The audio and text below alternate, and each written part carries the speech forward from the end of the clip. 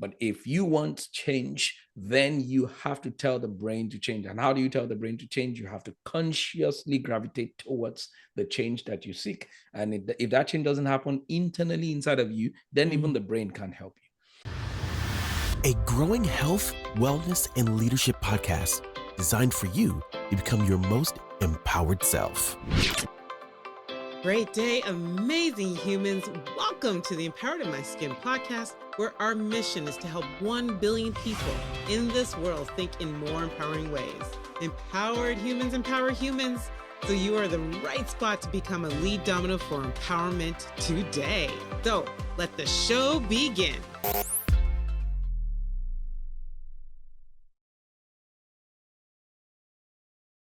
Great day, amazing humans. Yes, welcome to the next episode of Empowered in My Skin, the guest episode. So our guest is a voice that awakens purpose. So you already know that I'm excited. They are a force that turns potential into influence and a guide who's helped countless people step into the life they were born to live.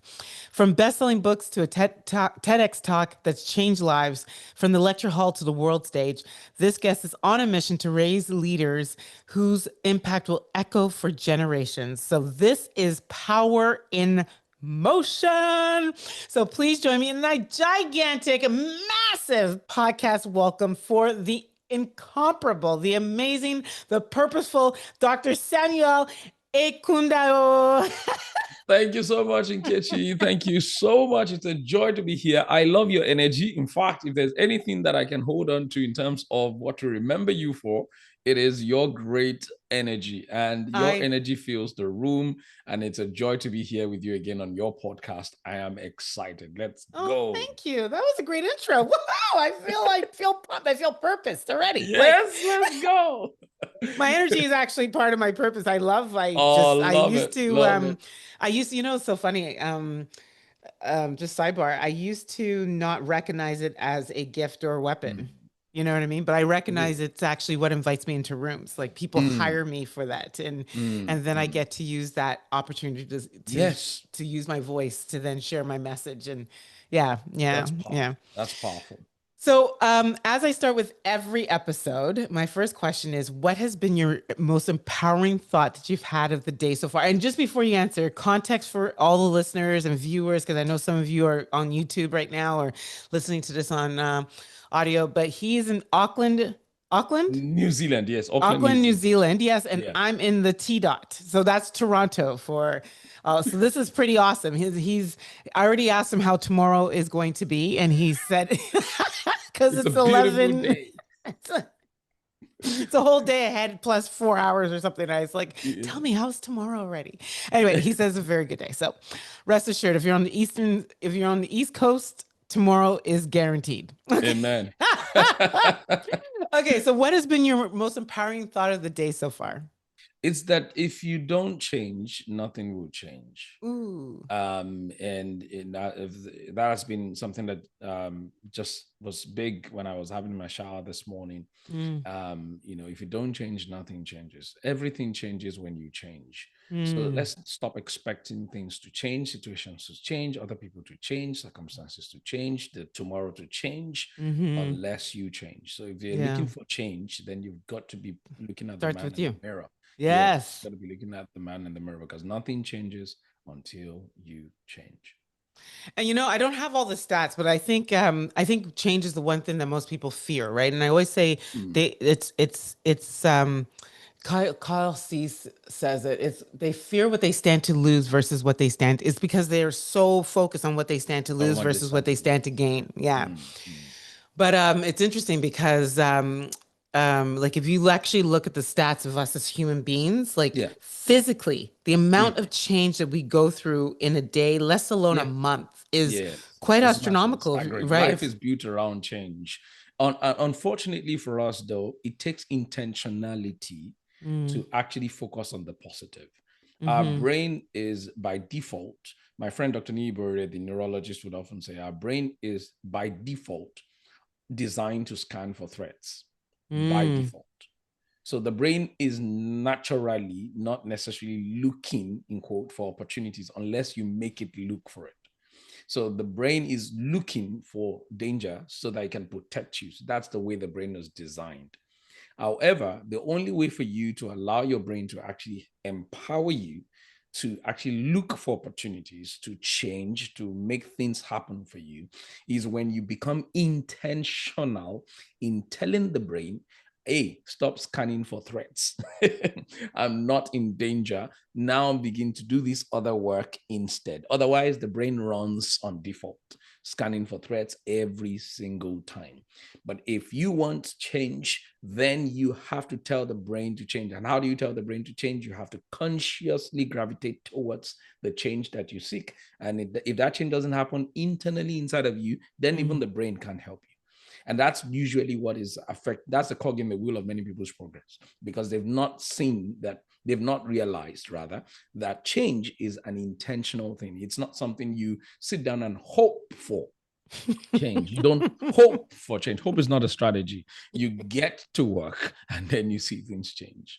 So I have two questions. This is so, first of all, I love a guest that guides the interview, right? So this is not where I was going to start. I didn't intend to do that, but no, but I'm glad. I'm so happy this was your empowering thought of the day. So this might just be the episode. But so question for you, someone that's listening to that says, okay, Dr. Sam, I get it.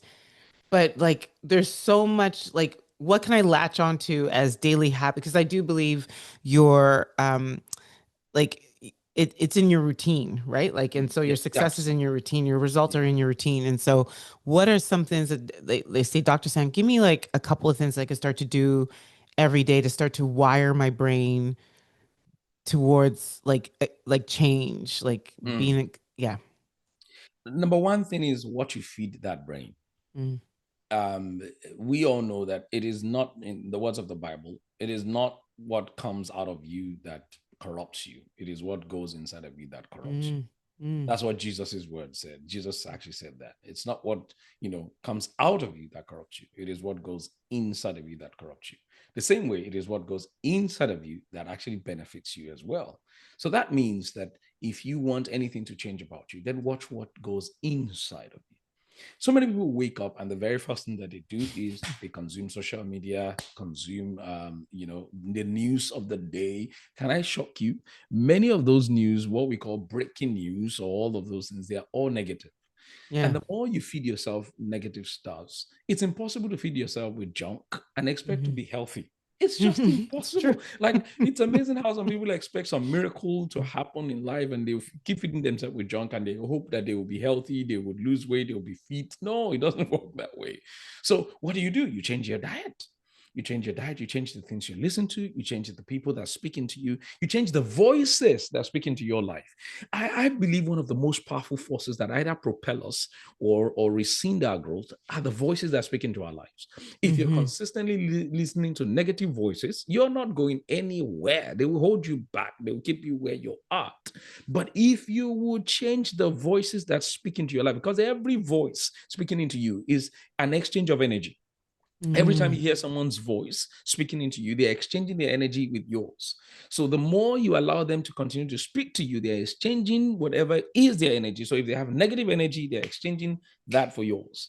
All right. And whereas maybe you have little positive right there, but they come with their own truckload. They're going to swarm. They're going to swarm that. They're going to swarm you. Truckload of negative energy. And the more you allow them, the more you give them permission to speak into your life, the more they would exchange your little positive energy with their own truckload of negative energy. And then you realize that it's impossible to always feed on negative thoughts or negative voices and have a positive life. It's just impossible. So number one practice is change what you eat. Change what you feed on. And when I say eat, I don't necessarily mean what you feed on in terms of your food, but that's also important too. Well, I was just going to say, a good analogy that comes to mind right now, basically, just to hammer it home for everybody. Like it is, if you had a block of moldy cheese on the counter to eat, and then you had a block of good, like new fresh cheese, ask me, which one would you actually ingest? Want to take, yeah. the It's average the human's not going fresh, to it's eat. the If there fresh was two one that you choices, they're would going to eat the naturally, fresh. But yes. we don't do that. We don't do that for I believe the way we feed our For our mind, heart. We don't do that right? for our heart. We don't Heart, do or that for for our our heart, our mind. We don't ears, do our that for our mind, right? soul, Yes. unfortunately. Yes. Yeah. Why? Because we can't, in quote, see with our physical eyes. If only you can see the modes in the conversation you have with some of your friends. If only you can see the modes in the news that you listen to all the time. If only you can see the modes in the social media posts that you consume every day. If only you could just see the modes and you realize, oh my goodness, this is what I've been consuming. But I do Or you believe could you take can a feel. microscopic look at some of those things that you feed on and you realize, oh my goodness, bacteria walking up and down. There was this day that I was watching on social media and I saw how they took a microscopic view at I can't remember what that food was, and I saw the bacteria literally walking down. Oh my God, I'm like, I'm not eating that again. Ever again. No, it wasn't yogurt. It wasn't yogurt. And they were talking about how, they are live bacteria and all of that. And the guy was trying to explain that there are good bacteria and then there are negative Yes. bacteria. I'm like, I'm not eating Not that eating again. that again, right? Because the moment I see with my eyes that, wow, I'm eating all this live stuff. The same thing with the things that go into our soul, the things that goes into our mind. We've got to be very intentional. And successful people are people who intentionally curate the things that they listen to. So for instance, when you wake up in the morning, you can be intentional about maybe listening to a podcast like this Empowering Your Skin podcast. You set it on, and guess what? For the first 30 minutes of your day, that's what you listen to. For me, for someone like me, I would love to read my Bible for the first 30 minutes of the day. You go into the Word of God. The Bible says the entrance of your word give it light and understanding to the simple. In other words, the moment the Word of God goes into you, there's light that shines inside of you, and light dispels darkness. Light is the opposite of darkness. The moment light comes in, the Bible says, darkness does not comprehend it. So you want light to be the first thing that comes into your life and it illuminates everything. Remember, whatever goes into you is what comes out of you. Once light goes into you, light comes out of you. Positivity goes into you, positivity comes out of you. Guess what? Everybody that encounters you, they are blessed. They get light from you. Isn't that amazing? It is absolutely amazing. And it's funny because one of my practices every day is so I'm very much like you. I'm very, very intentional. I have funny stories about people that I have bunked with and don't know my morning routine. And I'm like, I don't talk to humans in the morning, right? And so before I've spoken to myself. And so, yeah, my husband and I know we get up, we do our own, he goes down, does his meditation. I do my prayer. I get in front of the mirror and I like incantation, like my body is rested, my mind is clear. I start my day with, and I recognize over time what that has enabled me to do is give people the language to use to speak about me. Wow. Right? Because you are right. Yes. I believe projection, reflection. Yeah. Like if I give that out, most times you get that back. Yeah, absolutely. You would get it back. You would always get it back. In time. Yeah. But it takes practice. It takes practice. And the second question I had from your morning empowering thought is, do you see change and transformation differently?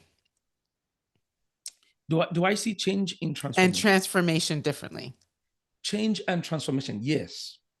So change can be positive or negative.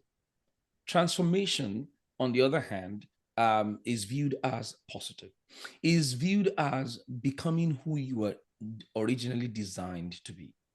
So don't just change for the sake of changing. Don't just go to the gym for the sake of going to the gym. You could be going to the gym for the wrong reasons. The Bible speaks about something. Apologies, I keep quoting the Bible because I'm a preacher. I'm going to get there. I'm going to get the purpose preacher. Purpose preacher. You're the purpose preacher. That was actually my first question. So you don't steal the thunder yet. Don't steal the thunder. Keep talking about God, though. Okay, go on. Thank you. Romans chapter 12, verse 2 says it. It says, do not be conformed to this world, but be ye transformed by the renewing of your mind. So if Romans you want to be transformed, then you've got to run away from conformation. What is very easy to do and without any form of intentionality is conformation. Because conformation just simply means that you are literally looking like the things that surround you. You're looking like the world. You're practicing the culture of this world. Another version talks about, do not be conformed to the practice and the patterns of this world. The more you witness that pattern, the more you dance with the pattern, the more you engage with the pattern, the more you tangle with the pattern of this world, the more you are looking like this world. So that's confirmation, and that's change in itself. But that's not what we're after. What we're after is being transformed by the renewing of our minds. In other words, the really, really key thing about transformation, it begins with the mind. In other words, it begins with the way you think. And that way you think begins with what you feed, how you think. The Bible talks about feeding on positive things. Say, think on these things. Philippians chapter 4, verse 8. Think on the things that are noble, things that are pure, things that are healthy, things that are worthwhile. Those are, he said, think on these things. In other words, there's a measure of intentionality that helps you to be able to know what to think of and position yourself such that your life is then transformed by the things you think of.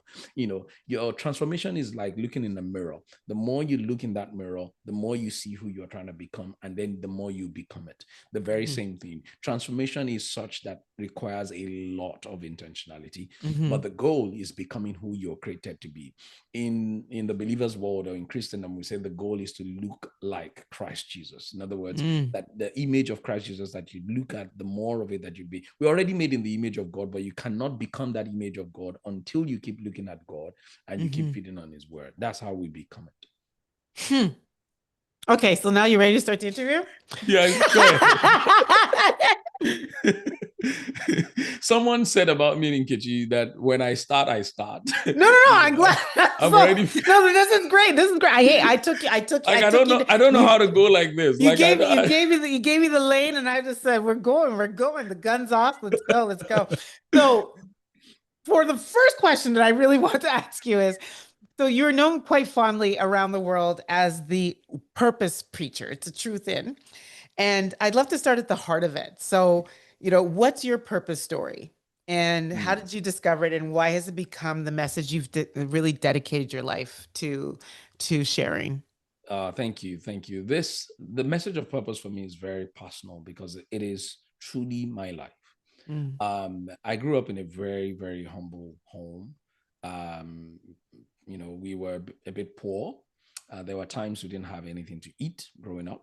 I'm talking about like going to bed hungry, and my parents would ask us, just pray and let's trust God. It wasn't the days where you had mobile phones, so they couldn't call anybody to please help us out or anything like that. It was more of just pray to God, and then we'll pray to God, and miraculously something will happen the next day. It has never been more than a day from memory. So I think that I experienced that about 2-3 times, where we went to bed fasting just because we couldn't afford what to eat. So things were like that. But I remember at the age of 14, I just conceived this dream inside of me that I was going to be a professor, that I was going to have my PhD, and all. I didn't even know what it takes to have a PhD. I didn't know what it takes to be a professor. It was just a dream because I love to teach. But I remember every time I closed my eyes and I imagined the next 10, 20 years of my life, I would see myself in front of this large, massive audience speaking to this sea of heads, and in my only two way of interpreting it at the time was that I was going to be a professor. I didn't see that I was going to be a speaker or I was going to be speaking, all over the world or all of that. I just saw that I in my mind, that was a classroom filled with heads and there were adults, they were not kids. So I knew that I was not going to be a primary school teacher or high school teacher. It was going to be a university. So I conceived that dream, I held it in my heart, wrote it down, and I was hell-bent on fulfilling the dream. And I remember I was in this Nigerian educational system that was very aphasad and very epileptic. And I remember sharing with someone, I said I was going to be a professor and I was going to be one before I turned 40 or something like that. And the person said, in Nigeria, it's not possible. The person laughed and he was right. Soon enough, there was an opportunity when I turned 20 to move to Singapore. My parents moved to Singapore, kind of like, our escape from the poverty and from Nigeria. And as soon as we moved to Singapore, God provided. I don't want to go too deep into the story. God provided means, and I went back to uni, finished my final year degree, finished my master's degree in Singapore, and then I was looking for where to study for my PhD. Hired in my spring, New Zealand. My dad got a confirmation as well, moved to New Zealand, and I've completed my PhD at the age of 26. My final thesis was written on my 26th year, turning 27, and I submitted my thesis. And once I submitted my thesis, I graduated the following year to the glory of God. And then I expected to be successful in Nkechi. I expected to feel success. I expected to feel on top of the world, but instead I got the opposite. I was feeling empty. I was feeling a void on my inside. I was, this feeling of, could this be all there is to life? There's got to be more to life than this. That was the feeling I was having. And the more I brooded over it, the more depressed I got. Here I was, this 27-year-old guy that I just finished graduating PhD. I was expecting, the world to celebrate me, doors to open for me, all of those things, but none of those was happening. Instead, I was feeling empty. I was feeling void. I was down. And I remember, somebody will be listening to this podcast right now. A guy came to preach at our church, and even though I'd heard the word purpose before, but that was the first time purpose was so articulated to me that I realized that I needed to take action, that my purpose wasn't just going to happen accidentally. I needed to discover my purpose. So the onus is on me to discover the purpose. I've got to discover.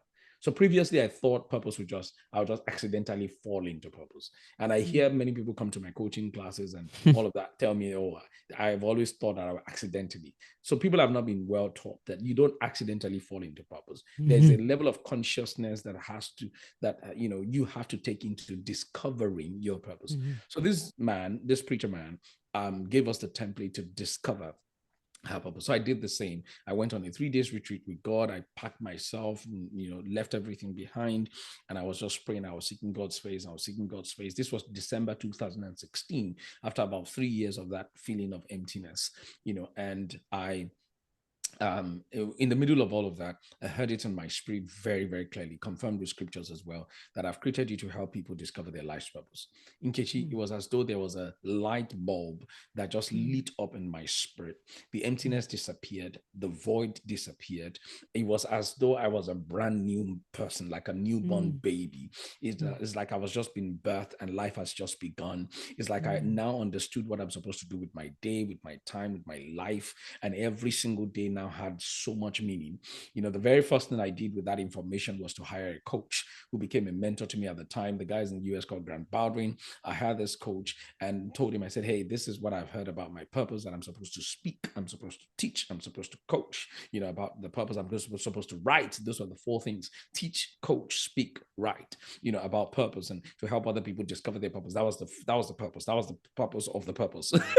To help other people discover their purpose. So I began intentionally, and through the help of the coach, my routine was designed for me, what I had to do every single day to enter into, the full robe of what that purpose would look like. So researching every day, talking every day, reading books every day, practicing my speaking every day, all of those things, building my personal brand. That was the first time I ever heard about building a personal brand.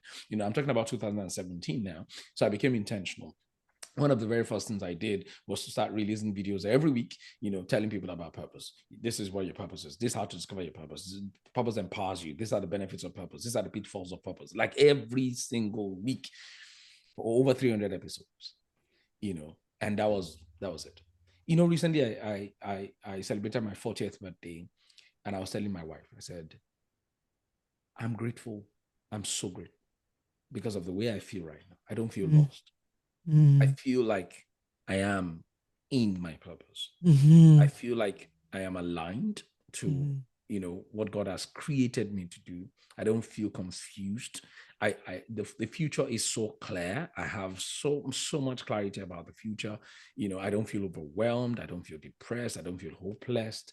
I feel like I am a custodian of many people's, hopes and blessings. I feel like I'm a mentor to many people. I feel like I'm a walking legacy. I'm my own walking legacy. I don't feel like another man inside of my skin. I feel empowered in my skin, to use the name of this podcast. I feel it. I feel it. And every day I wake up with gratitude and power. I wake up with zest and energy. I wake up feeling like, yes, I could do more. I could reach more people. I could help more thousands of people. I could help millions of people. I wake up with dreams on my yes. dreams. Every time I close my eyes, I still have those dreams of seeing sea heads of people, literally, that I'm helping discover their purpose. And that never leaves me. And that's my purpose. Yes. That's my purpose story. Yes. You're sitting, you're yes. I say Yes, that. yes. I Yeah. say that. And I also want to caution the listeners. It doesn't mean that you're devoid of challenges or problems or it's No, it's no. despite all of that, you Yeah, still feel like this is exactly what you're supposed to be doing with your life. And absolutely. I think that that is so important, right? Because people might be Yeah. thinking, well, oh, so he doesn't have problems, he doesn't have challenges. No, no, no. Yeah, I of guarantee course you, we do. I Yeah. guarantee you, they're probably even bigger because I think the Yeah. bigger the purpose, the Yeah. bigger the affliction, Yes, yes. right? But Absolutely. even through affliction, I Yeah. do believe we can lead from our purpose, lead Hmm. from love, lead from, this our highest, truest expression of who we are as a human being, Yeah, right? that's the Versus word being, lead, Nkechi. That's the word lead. Purpose is your coronation to leadership. yeah, Without discovering your purpose, you can't really effectively lead. It's not yeah, possible. It's not possible. That's what the Bible calls dominion. Your yeah, dominion begins when you know precisely what you're created to do, and then you begin to journey towards it. Then you begin to lead your life in the yeah. direction that you've already been created to lead in. That's powerful. That's It's powerful. funny how you just were expressing yourself and the feeling and the emotion, the passion. I had to let go of a big yes. It so aligns with like the definition of purpose that I learned from the indigenous communities, right? Like just Mm-mm-mm. studying, and it's more about the role you play in the communities that you're in. And I Mm. think that that's like so like like wherever you go, Yeah, your purpose is abound. Your yeah, purpose is flowing out and with you and surrounding you and emulating and just infusing the yeah, space that you're in, yeah. right? And I think something else that you said that I think a lot of people think purpose is like this big Mm, elusive, bright stars. It's something you have to, and I'm like, it's actually already, it's there. I mm. love this said the discovery. Yeah. You have to actually be really intentional to start to really think about like what is it that comes out of you when Mm, you exist, you know? mm, mm. So I want to wrap up because I did promise to Yeah, get you out of here. So yeah. I have many more questions, but I have one more because you actually take us on a journey with your answers. So I'm gonna go maybe to legacy, which is something else that I know that you speak a lot about and that Yeah, influence outlives us, right? yeah, Like absolutely. So we'd love to hear like um um you know, y- sort of your insights around that. And so, how can people that are listening, watching, start to build legacy Mm, exactly where they are from today? Because yeah, it's not when you die. It's yeah, you're leaving it. You're leaving. I call it your stench. yeah. A mentor of mine said something that's very powerful, Mhm. and ever since I heard it, it has stayed with me, and I will never forget. He said, "Inheritance is what you leave. Legacy is who you leave behind. Ooh. Mm. Inheritance is what you leave. Eh, Legacy is who who you? you leave behind." Oh. And that has given me a Mm. picture of legacy beyond Mm. things Mm-hmm. to people. Mm-hmm. In other words, legacy is how much I'm able to reproduce myself, Mm-hmm. And others. my victories, Mm-hmm. my lessons, my imprints Mm-hmm. in other people, in Mm-hmm. the next generation. So, if you're listening to us, the key way to build legacy is to begin to invest in the next generation Mm. intentionally. So, it's in how you mentor other people. Mm-hmm. It's in how you position yourself to be the, priest, if I may, priest for other people coming. Priests are Mm. people who stand in the gap.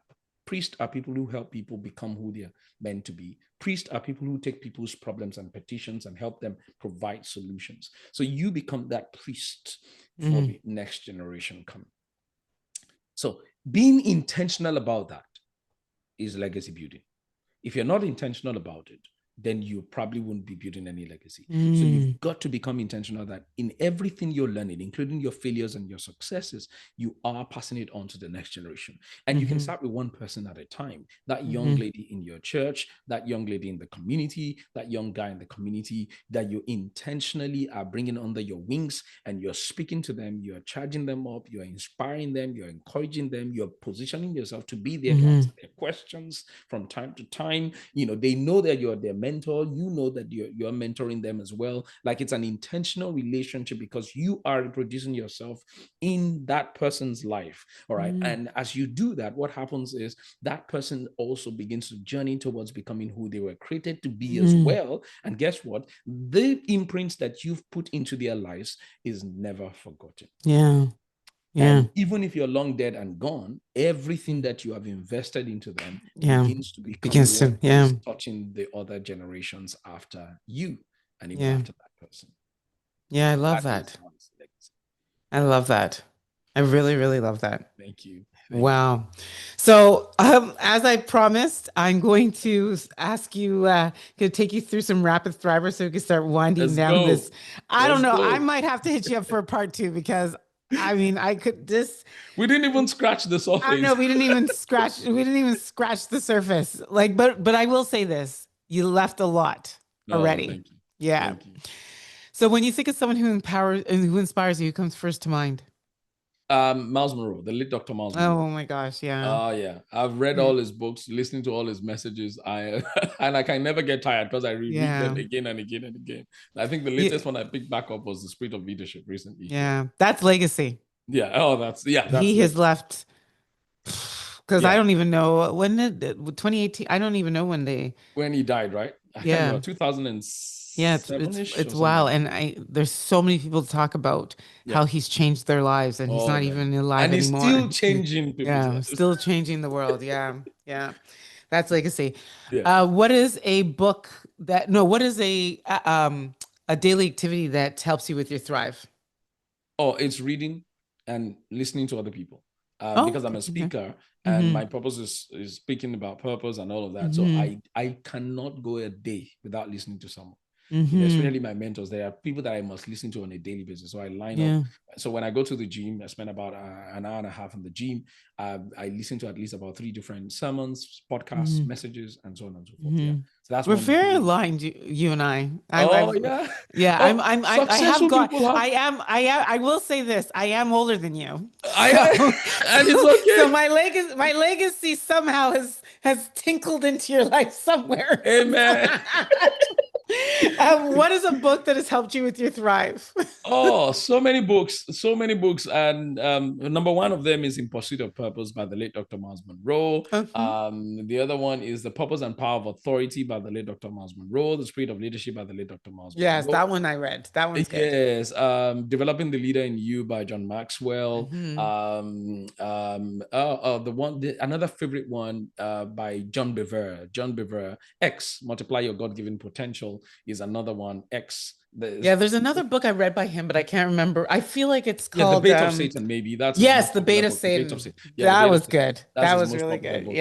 And life-changing books. Another one by the late Dr. Miles Monroe is called The Glory of Living. Oh my God. I'm gonna give one to you if you have not read it. Tell me, give me. A Return to Love by Marianne Williamson. No, I've not read it. A Return to Love. All right. A Return to Love.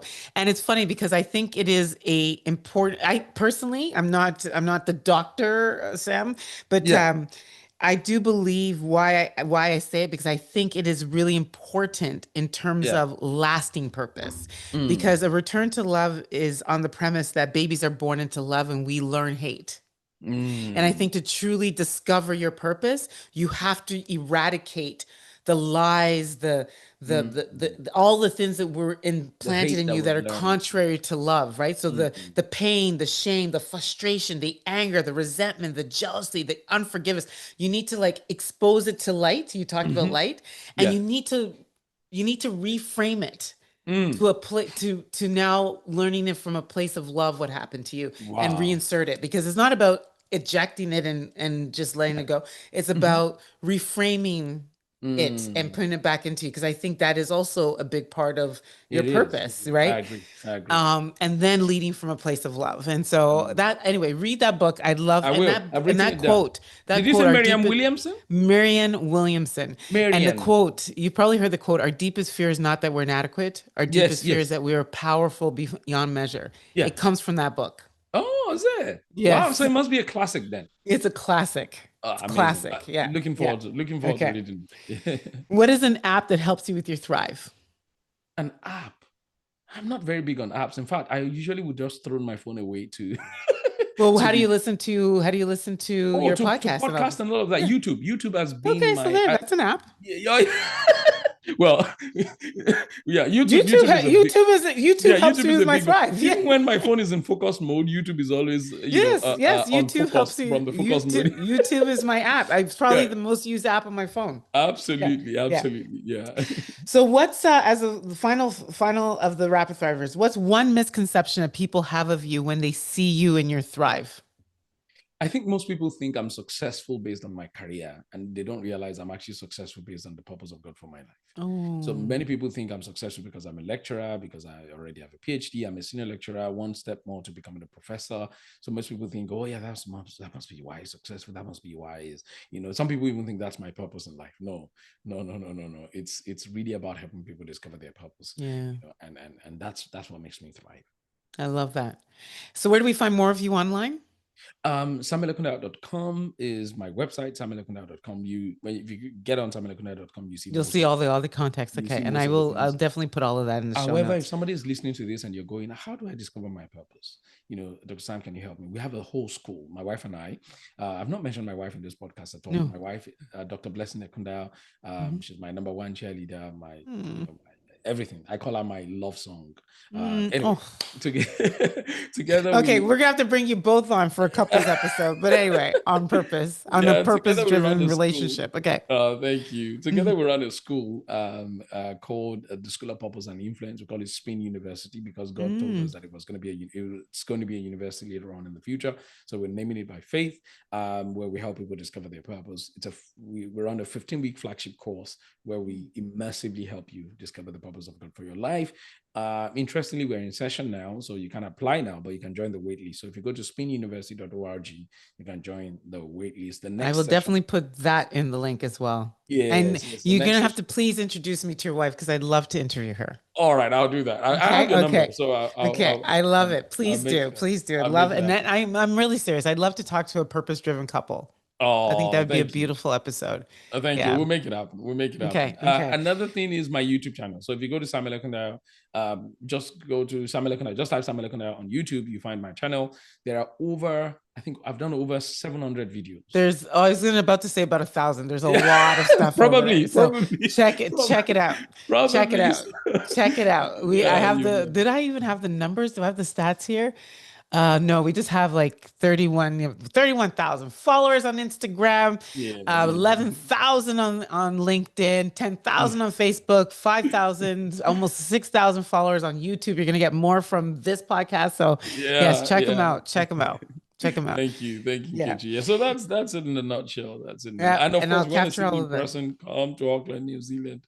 I love it. I love it. And so as a final question, please finish this sentence. I'm most empowered in my skin when? I think you.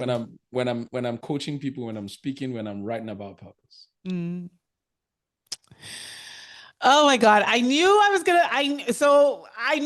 already love this guy. I met him. I thought it was a very blessed moment. It was one day and you actually did alter my life that day. And I think I feel very blessed to have had this opportunity with you. I really do. I like your excitement about who you are and your gift to this world and how you are just, being free and surrendering to what God has sort of positioned you for. You're not disqualified. You're in your lane and it's freak, man. It's amazing. Thank you. And I was like, I have to give you a hell yes. Yes, thank you. Yes. Thank you. And I can say the same about you, Nkechi. The very first time I met you, I was like, who is this woman? So much energy, such a ball of fire, and it's a ball of positive fire. Thank you. And literally you lit up the whole room that day. And I'm sure you noticed. Like everyone just gravitated. You've filled the room with your energy, and that speaks volume. It tells that you are a person that has worked on yourself enough to be able to spread your light, to other people. So thank you once again. Thank you. I appreciate you. And I'd really love you to read that book because that was the start of my journey. I will. Definitely. I've written it down. Awesome. And so to everyone that's listening, this is, I know, just hit rewind and listen to it again and get yourself fired up all over again. But sadly, this is where I have to say, we're out. Bye-bye. There you have it. I trust that you're feeling more empowered in your skin. And as the late Dr. Maya Angelou says, when you get, you give, when you learn, you teach. So it would mean so much for us at EIMS if you share this episode and tag us, or teach an insight that you learned from today's episode on your socials and tag us. And remember to go over onto iTunes and leave us a review, or follow us on socials at Empowered in My Skin. But most importantly, don't forget to subscribe so you never miss an episode.